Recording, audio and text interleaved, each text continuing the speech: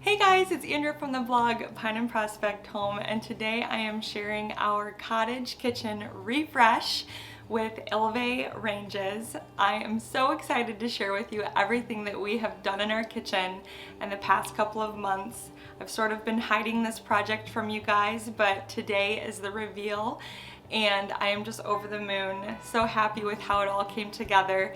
And it all started because we got a new range. So I'm gonna talk a little bit about the range first, and then I'll go into some of the changes that we made in our kitchen. I do plan on doing a dedicated review video all about this range and how it cooks and how we have enjoyed it, because it has been amazing. But today I just want to talk about sort of how it looks in our kitchen and why we love it so much, why we chose this brand, and kind of how it led to this entire kitchen refresh. So for a long time I've been looking for a new stove for our kitchen, not just for the looks, but also because our stove had been acting up. It had some issues with temperature problems. So we had been shopping for a new range, and I definitely wanted to invest in a stove that was beautiful, that I would love. And I found this company, and they have a series called the Majestic series, and I just fell in love with their ranges. We chose to go with a stainless steel option, which was very difficult for me because they have so many beautiful color options available on their site. But after really looking at my kitchen, I thought that the stainless steel with the brass accent would be perfect in this space. And you can see that all the little knobs have that brass detail. The handle, of course, is brass, and then there is brass trim all around the doors of the range, which I absolutely love. We went with the 30-inch range. That's what fit between our cabinets. And we also have a dual fuel oven, so it's gas on top and electric in the oven, which is perfect for baking. It really has been so wonderful as far as just even cooking. And like I said, I'll get into all of that in a future video, but for now, we absolutely love the range. It is beautiful in our kitchen. I love how the brass ties into some of the copper accents and brass handles that I have hanging throughout my kitchen. So once we tore out our old stove and put in this beautiful new range, it was just this domino effect of changes. One of the things that we noticed right away when we, put the new stove in was that the back of it would reveal the fact that the backsplash on our current kitchen countertops, it sort of cut off right there. So we had this black backsplash that kind of came up, and then we installed white subway tile from that backsplash up to the top of the cupboards, upper cupboards. We didn't have any more of that excess black backsplash, and so we just decided to tear all of it out and bring subway tile all the way down. And that was the first change we made. So my husband installed all new subway tile after removing that black piece of backsplash. And he actually was able to utilize some of that because the stove wasn't quite deep enough to hit the wall. And so because of the way it was hooked up, it stuck out a little bit from the wall. So he used some of that backsplash that matches our countertop to set back behind the stove. So thankfully that worked out perfectly, and my husband did such a good job of making it all look seamless and beautiful.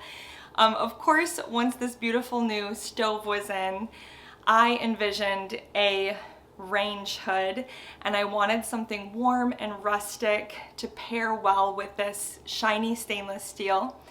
And back in February, we went to an old barn that was going to be burnt down. It was my friend's barn, and she let us take out everything we wanted to take from this barn. So my dad and my husband went, and they pulled all of these old beams out of this barn that are hand hewn and just gorgeous. And so we took the microwave out, and my husband and father cut down this huge beam and created a little range hood. And right underneath of this beam, tucked underneath, my husband installed a ventless range hood. So I will link that for you in the blog post if you're interested in doing something similar. I just love the way it looks so much. You can see just the beauty and the texture that this beam adds to our kitchen. It gives it that English cottage vibe that I'm always looking to achieve. We added a few extra corbels on either side of the cabinets just to kind of even out the space and make it look more symmetrical. And after that, I decided that I wanted to repaint the kitchen. So we painted all the walls. They were Halo by Benjamin Moore. We repainted them in that beautiful Swiss coffee color that I painted our living room space a while back. So now most of our downstairs is painted Swiss coffee. It's this really pretty sort of gray undertoned white. I just love it so much. And like I said, one thing led to another, and once all of the walls were painted this beautiful creamy white, we decided to paint the trim as well. And I happen to have Revere Pewter by Benjamin Moore, I believe it's by Benjamin Moore, sitting in our basement, and I tested a little bit of it. You can kind of see it on this peg hook right here, but I'll show you what it looks like in our kitchen. We don't have a ton of trim work in here, mainly the baseboards and then the window trim. And I was so nervous to paint our window trim. You guys know it was just the pine before. We had stained it, but I'd always thought that it looked a little orange to me, and I decided to just go with my gut and paint all the trim this beautiful warm gray color, and I absolutely love it so much. I think another reason why I was led to paint the trim is because once this beam was installed, the beauty of it and the patina and the age, it just made the window trim look too new to me. And even our existing beams looked too new, too orange.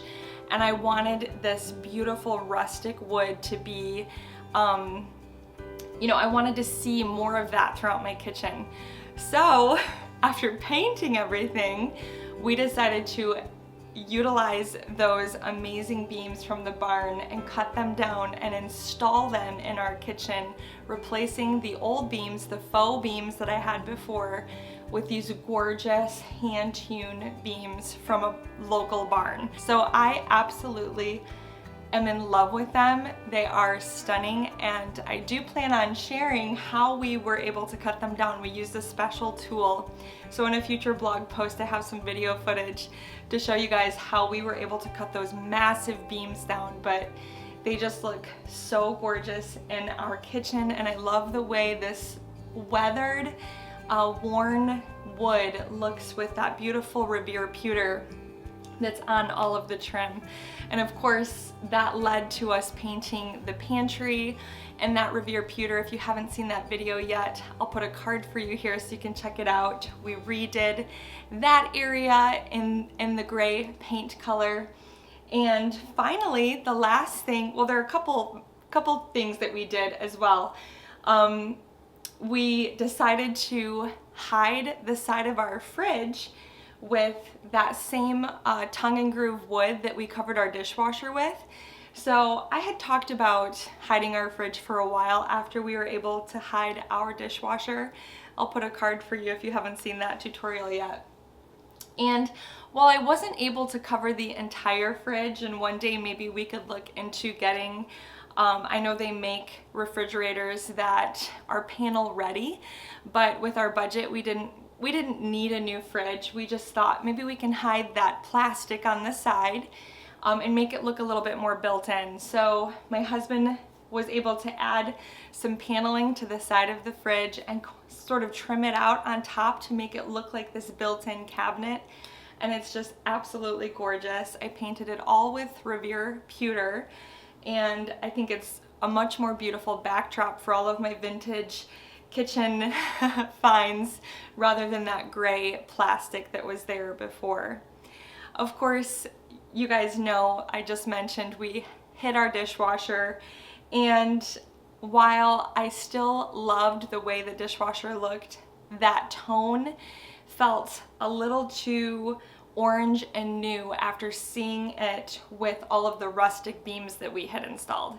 So we decided to kind of play with the stain on the dishwasher, and I used a combination of ebony, which is almost black, classic gray, and a little bit of white, and sort of just kept mixing them and playing with the stains on the dishwasher until it felt a little bit more aged. And now I feel like the dishwasher really matches the tones that you see in the beams, which I absolutely love.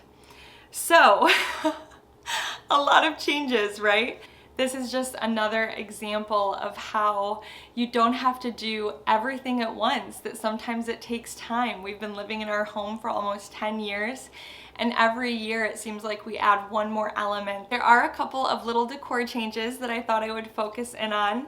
I know that so many of you love to see the details just like I do, and styling is just so much fun for me, so I thought I would focus in on some of those things. I incorporated some of my vintage enamelware that I got just for a couple bucks at a garage sale in my kitchen, and that blue just spoke to me right away. I loved that gorgeous French blue. So I had to just set those on the range, clean them up and set them on the range. And of course, a lot of the decor that you see in here I had before. I did do some rearranging, but I have a couple of new pieces that I thought I would share. In the corner over here by the refrigerator, you can see that I decided to put all of my rolling pins together in a crock, one of those being the new rolling pin that I scored at the antique shop. The copper is the same, the glass canisters are the same. Over here in the sink area, I have a couple of fun new finds from my friend Rhonda over at Hallstrom Home. A couple of weeks ago, I shared her bedding in my bedroom post, and so many of you guys loved her bedding. She sent over this beautiful French soap in this lovely green color that I had to set in the little ironstone dish next to my sink, and another scrubber, which is always nice for scrubbing pots and pans. She sent some wonderful lavender all-natural cleaner if you're interested in looking for some cleaner, and it comes in this beautiful amber bottle. And then my favorite find, which she sent over, is this gorgeous wooden antique bowl that I have sitting on my counter. It literally matches my beams perfectly. The beautiful tea towel she sent as well that I have sort of stacked up, along with some little brass spoons that she sent. I mean, you guys just have to check out her shop. So many unique and gorgeous finds. Of course, I had to include that little white pitcher that I got while I was out garage sailing. That pottery, I think it was like $1 or $2, and I just filled it with some wooden spoons, some smaller wooden spoons, and I love the little speckles of blue on that piece. I think it's so pretty, and it sort of ties into the other blue elements and towels and stripes on my apron that I have throughout the kitchen. Over on this side, under the chalkboard, this area has pretty much stayed the same, although I did hang up this new towel rack. It's new to me. It was actually my grandfather's. It was on one of the tables that he gave me, and we used the table somewhere else, but I wanted to take this little towel rack off of it and use it in my kitchen because I just thought it was so pretty and unique, and I love using it to hang towels on. I also have a basket on the wall up here that I really love. I took my husband's massive breadboard down and I just have it leaning against the kitchen cupboards, but I love it there. And I just put one of Rhonda's beautiful baskets up on the wall here. She actually sent a set of 3 and they are gorgeous. And again, I plan on sharing more details about the beams and how we installed those if you're interested in doing something similar. It's hard to believe that we got something so beautiful for free. But I just love how they look, and I want to explain that process with you guys as well. If you have any questions or if there's something that I missed, please feel free to leave a comment below. I'd love to, I'll do my best to answer any questions that you might have. And of course there will be photos all in a blog post as well. If you'd like to check out the blog post and pin the photos, save them to your Pinterest board, that means the world to me. Thank you guys so much for watching. If you are new to my channel, I would love for you to hit that subscribe button, and I will see you guys next time.